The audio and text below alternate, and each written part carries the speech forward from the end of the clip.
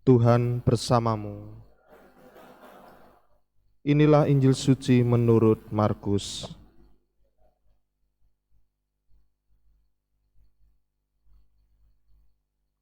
Selang beberapa hari sesudah Yesus datang ke Kapernaum, tersiarlah kabar bahwa ia ada di rumah. Maka datanglah orang-orang berkerumun sehingga tidak ada lagi tempat, bahkan di muka pintu pun tidak.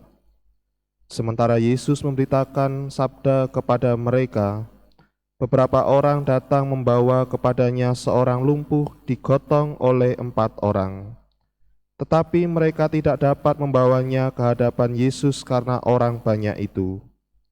Maka mereka membuka atap yang di atas Yesus. Sesudah atap terbuka, mereka menurunkan tilam tempat orang lumpuh itu terbaring. Melihat iman mereka, berkatalah Yesus kepada orang lumpuh itu, "Hai anakku, dosamu sudah diampuni." Tetapi di situ duduk juga beberapa ahli Taurat. Mereka berpikir dalam hati, mengapa orang ini berkata begitu? Ia menghujat Allah. Siapakah yang dapat mengampuni dosa selain Allah sendiri?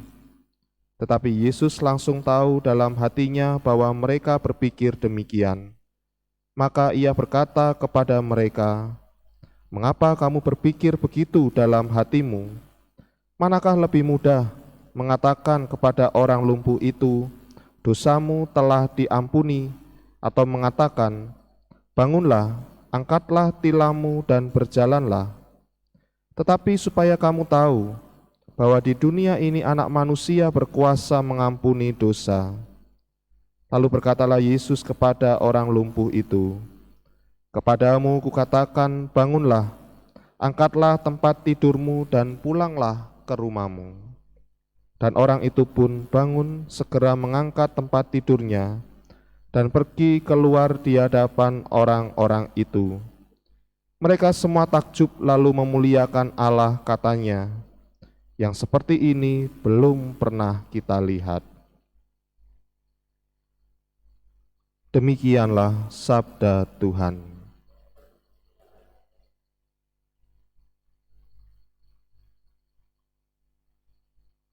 Selama saya menjadi seorang imam, kurang lebih ada satu pertanyaan yang gampang-gampang sulit ketika seorang umat atau ada umat yang bertanya kepada saya, "Romo, doa yang cocok kalau sedang dalam sakit itu apa? Romo, kalau suami saya sedang kecelakaan, doa yang paling cocok itu apa?" Ya, saya beranggapan seakan-akan doa itu seperti obat dengan spesifikasi khusus, lalu ketika didoakan hal itu menjadi sembuh. Gampang-gampang susah menjawabnya. Maka saya katakan, saya tidak tahu doa apa yang cocok untuk orang yang sakit. Tetapi sejak kecil saya selalu diajarkan oleh orang tua saya, doa itu ya doa novena 3 kali Salam Maria dari Puji Syukur nomor 215, doa penyerahan kepada Bunda Maria dari Puji Syukur nomor 216, dan doa Rosario. Sudah, berdoalah itu. Ya, itu saran saya. Jadi apapun intensinya, itu yang selalu didoakan. Saudari-saudara yang terkasih, pengalaman sakit ternyata membutuhkan sebuah kekuatan di dalam hati kita dan membutuhkan sebuah support system. Karena ternyata sekuat-kuatnya kita sebagai manusia ternyata tidak bisa kuat dan merasa lemah ketika kita dihadapkan pada sebuah situasi sakit. Dan ini menandakan bahwa pengalaman kita sebagai manusia menjadi rapuh. Kita sadar kita sebagai manusia adalah rapuh.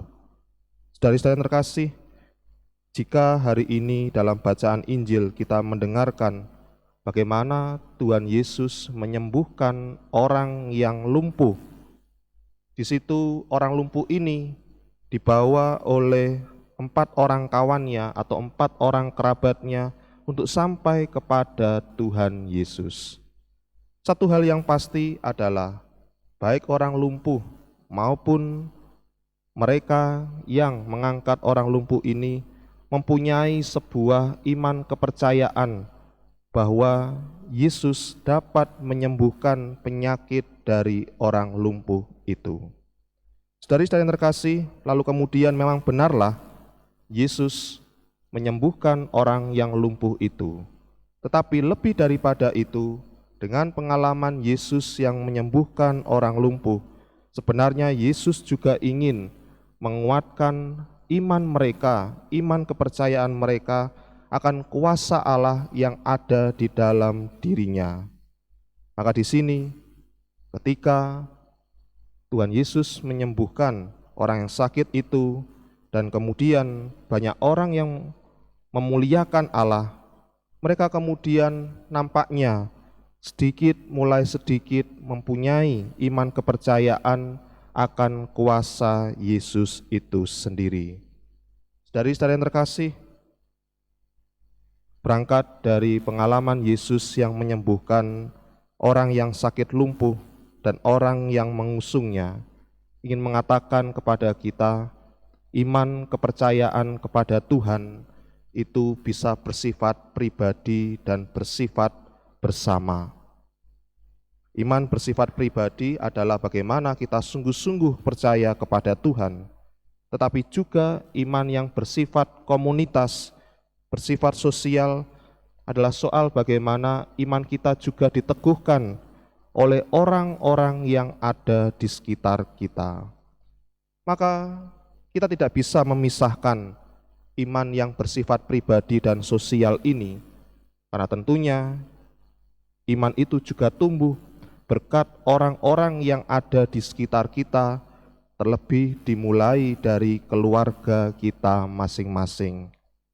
Dari saya terkasih, jika iman itu bersifat pribadi dan bersifat sosial, maka tentulah secara khusus ketika kita berdoa bagi saudari-saudara kita yang sakit atau untuk diri kita sendiri, ketika meminta bantuan kepada saudara-saudara kita untuk mendoakan kita yang sedang membutuhkan, adalah bukan semata-mata menumbuhkan iman kepercayaan bagi si sakit itu, tetapi juga menumbuhkan iman kepercayaan bagi mereka yang mendoakan si sakit itu.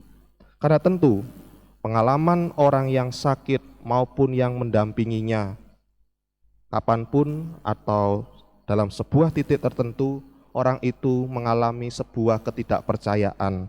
Karena bisa seringkali orang yang sakit maupun keluarga yang mendampingi, kenapa sakitku tidak kunjung sembuh? Kenapa harus minum obat terus? Dan inilah yang kemudian seringkali pengalaman-pengalaman inilah yang membuat kita seringkali kehilangan iman harapan itu.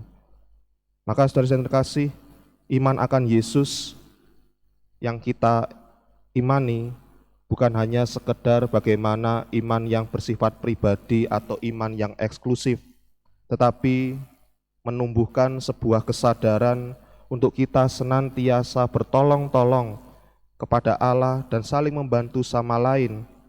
Maka mari kita mohon pada Tuhan supaya kita mampu menumbuhkan sikap iman saling menguatkan ini, sehingga karya keselamatan Tuhan boleh dirasakan oleh semua orang.